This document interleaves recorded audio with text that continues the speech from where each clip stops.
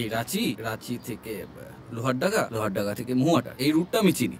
কাল ভোর ভোর রওনা দিলেই হয়ে যায়। কি ইস, আমার গা ছমছম করছে। প্ল্যানিং এই পদ্ম, বাহ বাহ। সব বাঙালি আরণ্য।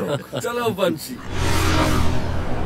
চুলতার কবেকার অন্ধকার কোথাকার যেন নিশা বিদিশা, এটা কার বর্ণনা? বনলতা সেন। তবে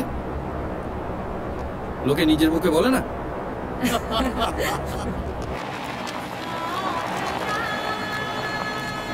সান্দাকফু থেকে ট্রেক করেছি পায়ে হেঁটে। এখন গাড়ি একটু চালালেই পায়ে টান ধরে। তখন তো আর গৃহপালিত পশু হননি। আর কথায় কথায় তখন ইউরিক অ্যাসিডও বাড়তো না। আপনার টায়ার্ড লাগলে আমাকে বলতে পারেন। গাড়ি চালানোটা জানা? থাক, তোকে আর ওস্তাদি করতে হবে না।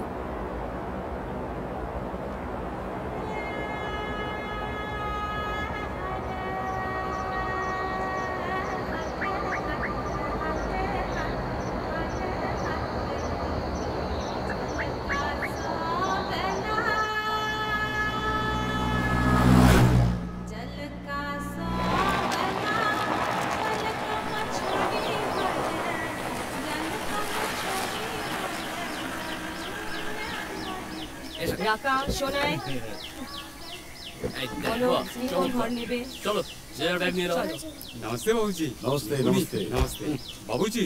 घर खुले দিয়েছি একদম সাফ। রান্না বান্না তুই করিস? বাজার করে দিলে।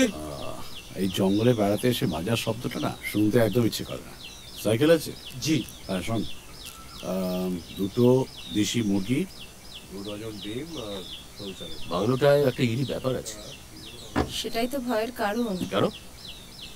নির্বেদ আর অন্তরা দুজনেই ইম্পালসিভ, দুজনেই above average. Don't act paranoid.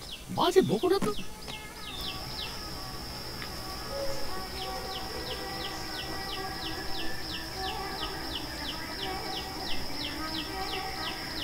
জঙ্গলে এলেই নিজেকে কেমন একটা নেংটি পড়ে টার্জেন মনে হয় না?